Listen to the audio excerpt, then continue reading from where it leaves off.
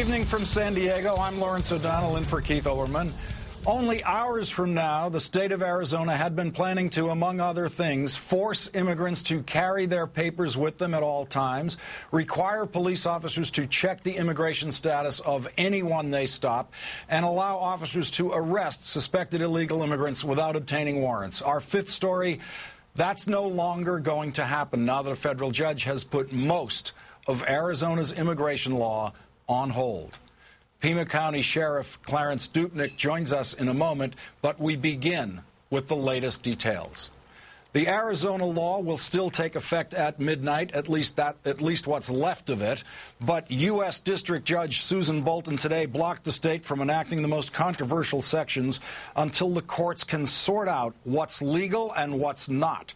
Judge Bolton, who was appointed by President Clinton on the recommendation of Republican Senator John Kyle, argued that checking the status of every person arrested not only burdens lawfully present aliens because their liberty will be restricted, but she also found that the verification requirement will divert resources from the federal government's other responsibilities and priorities.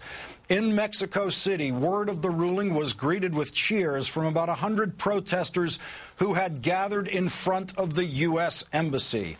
One protester, worried about what might happen to his granddaughter in Arizona if her parents were ever stopped, told the Associated Press, "I knew the judge would say that part of the law was just not right." The Mexican government, meanwhile, called the decision a step in the right direction. Back in Arizona, Governor Jan Brewer, who signed the law in April and is now running for re-election, called today's setback merely temporary. Obviously, it's a little bump in the road, I believe, and that, until I get my whole arms around it, we don't really exactly know where we're going to go. We knew, regardless of what happened today, of course, that one side or the other side was going to appeal. On the other side of the issue, Arizona Congressman Raul Grijalva, who first called for a boycott on his own state here on Countdown back in April, said on this network this afternoon that the boycott should be lifted. I've called for economic sanctions, no conventions and no conferences coming to Arizona.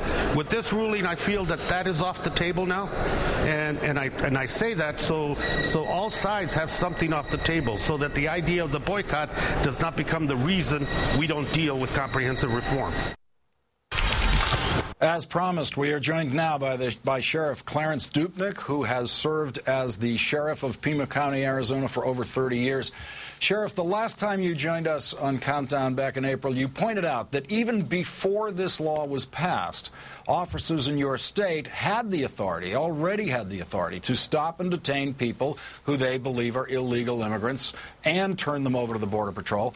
As of midnight tonight, with what's left of this law, what changes for your deputy sheriffs when we get to 12:01 a.m.?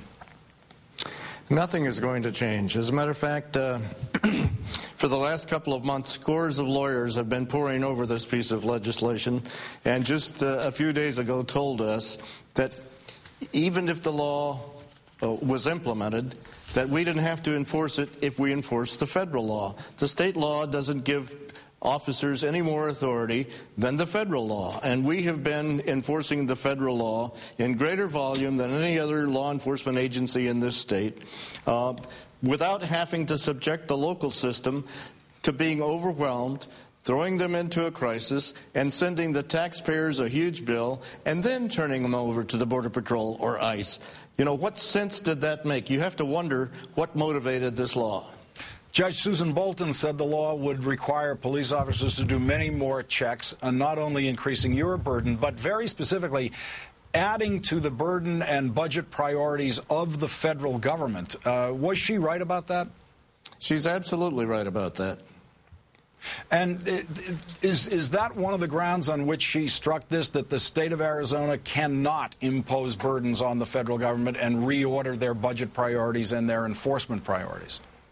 I think so. I think the primary issue here was the United States Constitution. And I think President Obama or any other president of the country has a responsibility to protect the U.S. Constitution. If he hadn't stepped in and this hadn't happened, we would have had 50 immigration policies in this country probably before the year is out. Is there anything that you would suggest be written into Arizona law in this territory? Not at all. The feds have a perfectly good law. The problem is that there's not enough resources allocated to the problem to implement it the way it ought to be implemented. You know, we hear politicians, especially in Arizona, saying that Arizona had to implement this new tough law, which isn't tough at all. It was mirroring the federal law, because the U.S. government wasn't doing enough about border security. First of all, this law has nothing to do with border security at all, so that's nonsense. The second part of this is that the United States government does more today than they did last year, the year before, or any year in the past. The fact of the matter is, border security is a very, very serious problem, and I don't think that we're ever going to have the border secured to anybody's satisfaction. I think the first debate needs to be done, what constitutes border security? Because we're not going to get there. We're not going to be able to deal with the border reformation, which we need badly, until we agree on what constitutes a secure border.